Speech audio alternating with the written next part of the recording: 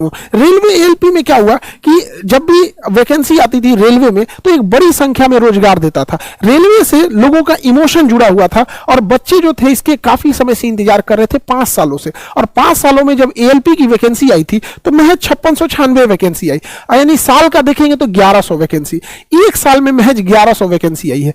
और टेक्नीशियन का पोस्ट जब से रेलवे आया है तब से आता है, इस बार रेलवे में टेक्नीशियन के पोस्ट को नहीं डाला गया। ऐसा कि रेलवे का ऐसे कहना है कि वो इसका टेक्नीशियन का पोस्ट अलग से निकालेंगे।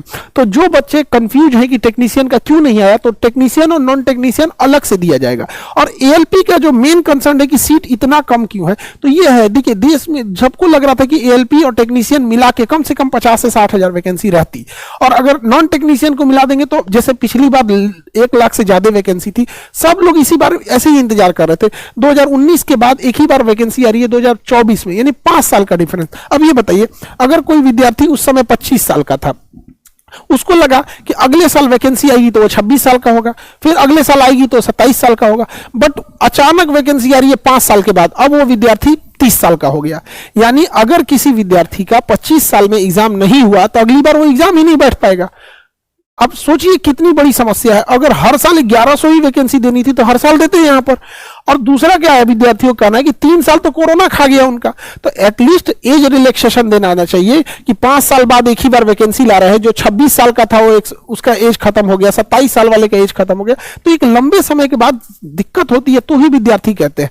अब उनके अलावा भी विद्यार्थियों का कहना है कि कैलेंडर जारी होना चाहिए, हर एग्जाम का एक कैलेंडर जारी होता है तो विद्यार्थी उसी हिसाब से तैयारी करते। सबके घर की फैमिली की स्थिति एक जैसी नहीं होती है कि वो 5 साल बैठ के तैयारी कर सके। एक गरीब घर का बच्चा 5 साल तक किसी चीज का इंतजार नहीं कर सकता। कोई मजदूरी करने चला गया है, कोई किसी के यहाँ काम कर रहा है, कोई बिजनेस में लगा है, वो इसी इंतजार में कि अच्छा से हो जाए।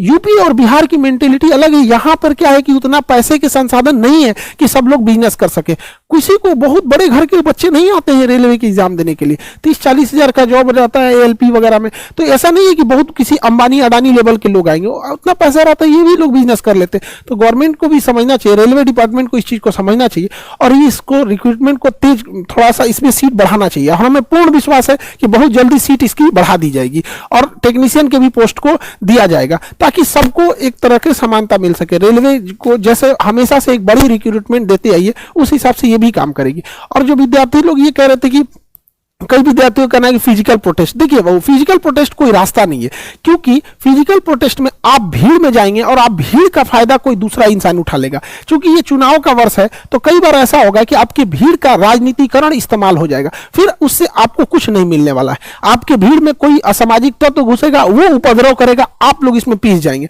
हम लोग आपका भला ही सोचते हैं, इसीलिए हम आपको समझाते हैं कि कई बार आप लोग को उतना चीज नहीं समझ पाते कि आपकी भीड़ का कोई गलत फायदा उठा लिया तो फिर गवर्नमेंट को लगेगा तो उपद्रवी हो गए हैं यहाँ पे, फिर आपकी बात नहीं सुनी जाएगी। और पूरे रेलवे डिपार्टमेंट से भी है कि भैया आपको 20-20 लाख ट्वीट किए जाते हैं, करोड़ में ट्वीट जाते हैं, कम से कम ध्यान दिया कीजिए। यहाँ अगर कोई हीरो ट्वीट कर दे कि उसका कुत्ता खाना नहीं खाया है, किसी को बिल्ली को ठंडा लग गया, तो उसको ब्रेकिंग न्यूज दिखा दिया जाता है। तो न्यूज वाले लोग आपका चौथा स्तंभ है, मानते हैं कि चौथा स्तंभ टूट चुका है, लेकिन कुछ तो ध्यान दीजिए ताकि इन बच्चों का मांग जायज है।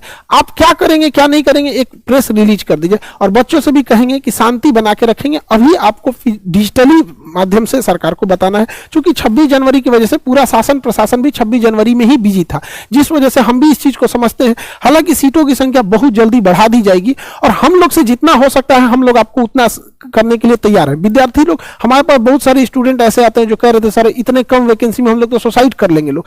तो सोचिए एक छोटे से जॉब के लिए, कोई बहुत बड़ा ये जॉब नहीं, लेकिन आप सोचिए जिसके लिए है उसके लिए वो बड़ा चीज है। जो रेगिस्तान में उससे पूछे कि एक गिलास पानी का मतलब क्या होता है, जिसके यहाँ पानी अवेलेबल है उसको पानी की कीमत नहीं समझ। सोचिए एक जॉब के लिए हमारे पास बच्चे आए थे कल रात में, कह रहे सर हम सुसाइड कर लेंगे, रोने लगे थे सब।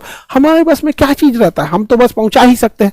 पूरा विनती करते हैं हम ताकि सीटों को जितना जल्दी हो सके बढ़ाया जाए और टेक्नीशियन की पोस्ट को दिया जाए और एज रिलैक्सेशन जरूर दिया जाए। हम मानते हैं कि आप रेलवे जैसे इतने बड़े वैकेंसी में आप कैलेंडर नहीं दे सकते, क्योंकि रेलवे एक विशाल नेटवर्क है, कहां पे कौन रिटायर होना है, कौन रिजाइन दे दिया, इसका लिस्टें बनाने में साल भर लग जाता है। तो कैलेंडर अगर नहीं दे सकते तो एटलीस्ट वैकेंसी की संख्या बढ़ा दीजिए और एज रिलैक्सेशन दे दीजिए। यहाँ पर यही कहना है। बाकी विद्यार्थी लोग से हम लोग से जितना हो सकता है हम आपको करेंगे। जो गरीब विद्यार्थी हैं, कई बच्चे कहना है कि फीस को लेकर, देखिए फीस लेके कहीं पे भी अगर आपको 10,000 20,000 ऐसा कोई मोटे फीस को हम लोग कोशिश करेंगे कि कहीं भी इतना ज्यादा फीस ना जा सके।